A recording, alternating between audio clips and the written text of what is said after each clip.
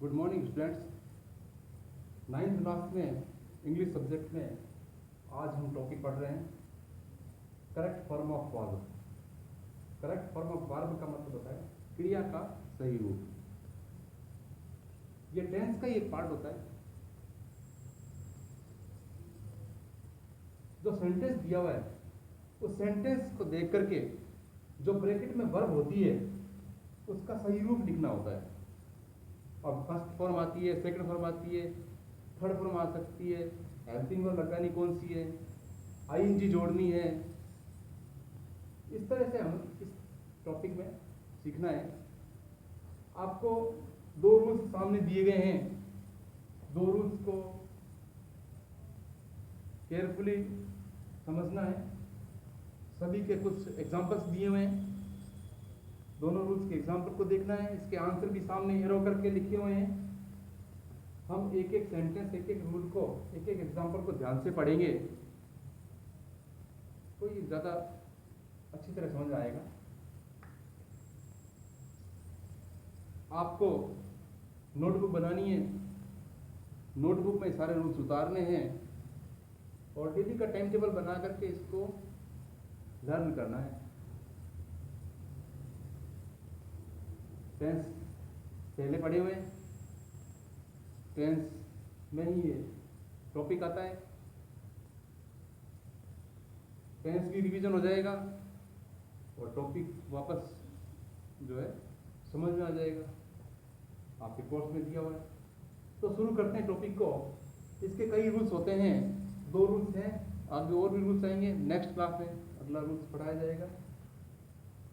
Rule first देखिए, मेरे साथ में समझना है।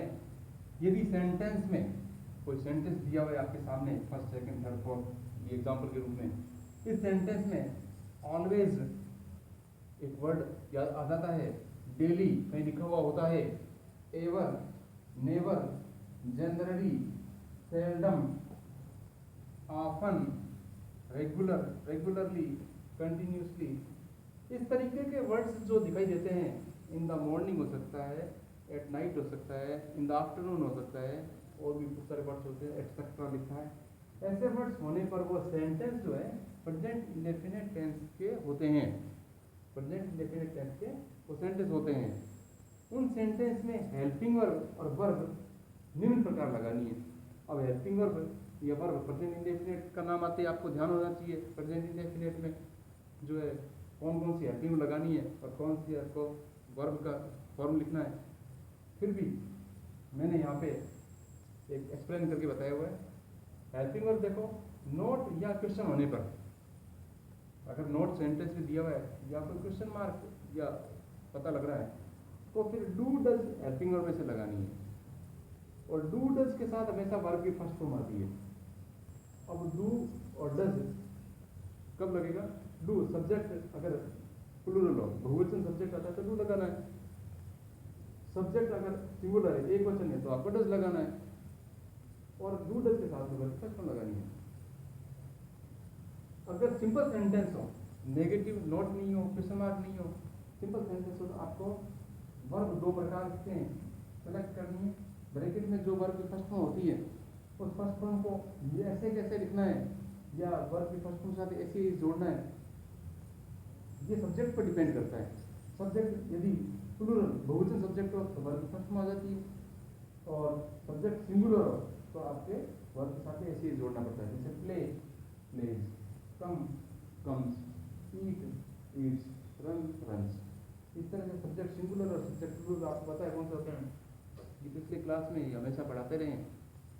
उसके अकॉर्डिंग जो है आपको वर्ब्स लगानी है और इसके अकॉर्डिंग ही आपको डू डज लगाना है। और डू डज लगाने से पहले ये देखना है कि ये नोट क्वेश्चन मार्क है या नोट का सेंटेंस दिया हुआ है। अब एग्जांपल देखिए, he never play hockey. Never word आ गया। नेवर को देखते ही इस रूल का फॉलो करेंगे और आगे ही दिया हुआ है, सिंगुलर सब्जेक्ट है, तो फिर प्लेज, जैसे यहाँ पे लिखा हुआ है, सिंगुलर सब्जेक्ट के साथ में आपको ऐसे ही जोड़ना है, प्लेज हो जाता है। दूसरा एग्जांपल देखिए, you always blank make fun. तो इसमें मेक, इसमें सब्जेक्ट प्लूरल है, बहुवचन सब्जेक्ट है, तो बहुवचन सब्जेक्ट होता है तो वर्ब आपको फर्स्ट फॉर्म ऐसे ही उतारना है, मेक का मेक आंसर हो जाता है। इसी तरह थर्ड एग्जांपल देखिए, we blank learn English generally. We ये भी प्लूरल सब्जेक्ट आता है, नॉट नहीं इसमें, क्वेश्चन मार्क नहीं है, डू डज का यूज नहीं करना, फर्स्ट फॉर्म लगानी है, वर्ब की ऐसे जोड़ना है, वो सब्जेक्ट वो प्लूरल है, तो फिर आपको वर्ब की फर्स्ट फॉर्म ऐसे बन जाएगी, आंसर हो जाता है लर्न। लर्न दिया हुआ है तो लर्न ही आंसर हो जाता है, सामने आंसर दिखे है। वे नॉट ईट राइस रेगुलरली। अब नॉट दिया हुआ देखिए, नॉट है तो फिर डू डज का यूज करना पड़ेगा, तो डू डज में से कौन सा लगाएंगे, सब्जेक्ट प्लूरल है, दे सब्जेक्ट प्लूरल है, तो फिर क्या करेंगे, ये हम लिखा do, do not eat, do not ईट, और इनके साथ डू डज आती है, फर्स्ट वन लिखनी होती है, तो ऐसे उतार दिया हमने ईट का ईट। फिर देखिए रवि ऑफन ब्लैंक सिंग भजन, तो ऑफन वर्ड आ गया, नॉट नहीं है, क्वेश्चन मार्क नहीं है, तो आपको सीधा ये सिंपल सेंटेंस होता है। तो रवि सब्जेक्ट सिंगुलर है, सब्जेक्ट सिंगुलर है तो साथ में ऐसे जोड़ना है, तो फिर साथ में क्या होता है, सिंग का सिंग्स। इसी तरह दूसरा सेंटेंस देखिए, अगर सेंटेंस में हैबिट दी हुई है, कोई किसी व्यक्ति की हैबिट का पता चलता है, या कोई फिक्स वर्क है उसका, जैसे डेली रूटीन का वर्क उसको करना ही है, तो ये भी आपके प्रेजेंट इंडेफिनिट में आते हैं। और या फिर यूनिवर्सल ट्रुथ, या कोई सार्वभौमिक सत्य कोई बात बताई हुई है, तो फिर यूनिवर्सल ट्रुथ का सेंटेंस होता है, तो भी प्रेजेंट इंडेफिनिट में माना जाता है। ऐसे सेंटेंस भी प्रेजेंट इंडेफिनिट टेंस में ही आते हैं। एग्जांपल देखिए इसका, स्कूल ब्लैंक ओपन इन जुलाई, ये लिखा हुआ है, तो स्कूल जुलाई में खुलते हैं, तो ये नेचुरली बात है, ये यूनिवर्सल ट्रुथ वाली बात है, फिक्स वर्क भी है ये। तो इस तरह से क्या है कि ये ओपन जो है इसमें प्रेजेंट इंडेफिनिट माने जाते हैं, और स्कूल को देखते हुए ओपन से इसका आंसर बन जाता है। सेकेंड एग्जाम्पल देखिए इसका, आई blank not eat bread on Sunday. अब ऑन संडे लिखा है, संडे के दिन मैं ब्रेड नहीं खाता हूँ, तो संडे के दिन नहीं खाता, ये मेरी हैबिट हो सकती है, या मेरा रूटीन का वर्क हो सकता है, नहीं खाता संडे को मैं। तो इस तरह से सेंटेंस आपको नोट दिया हुआ है, तो डू का यूज करना पड़ेगा, क्योंकि सब्जेक्ट जो है इसमें आई प्लूरल माना जाता है, तो I do not eat bread on Sunday, ये इसका आंसर बन जाता है।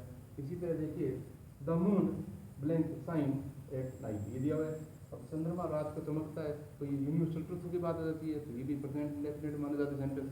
तो इसको प्रेजेंट इंडेफिनिट में दिखाते हुए साइन का सही करेक्ट वर्ब लिखना है इसमें, तो करेक्ट वर्ब जो ये होती है, मून सिंगुलर है, तो साइन का साइंस हो जाता है, ये क्या से लिखा, साइन का साइंस।